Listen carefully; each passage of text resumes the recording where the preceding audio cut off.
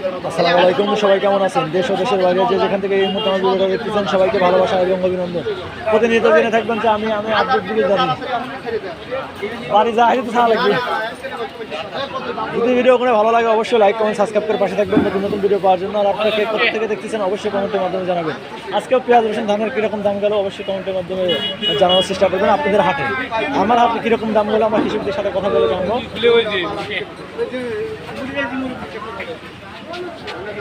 কাকা একটু কথা বলবেন। আসসালামু আলাইকুম, কেমন আছেন? ভালোই রাখছে না? পেঁয়াজ বিক্রি করতে আসছিলেন? কত মন নিয়ে আসছেন পেঁয়াজ?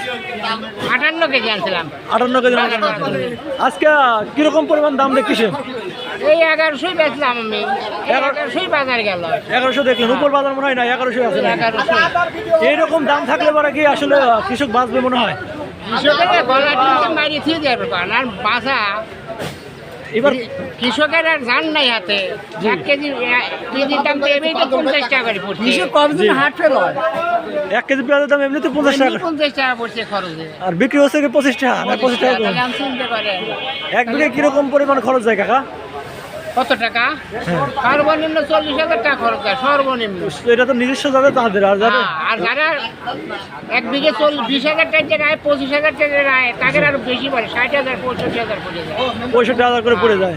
আর এবার তো দেখতেছি ফলন ভালো হয়েছে। ফলন ভালো হলে যে পচে যাচ্ছে শিলে পচে যাচ্ছে না।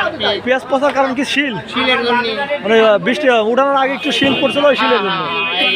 মানে শিল পড়লে কি পেঁয়াজ রাখা যায় না? সমস্যা একটু পেঁয়াজ রাখার সমস্যা হয়। ঠিক আছে কাকা, ভালো থাকবেন। আসসালামু আলাইকুম।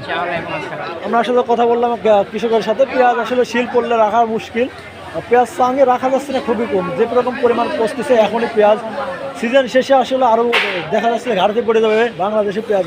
ওই সময় বাইরে থেকে পেঁয়াজ আনতেই হবে। এখন যেরকম পেঁয়াজ পচা শুরু করতেই পচা শুরু করছে।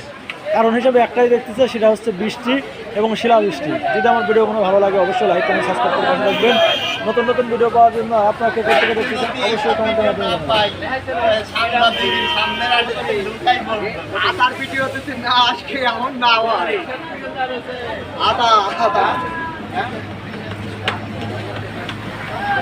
জানাবেন।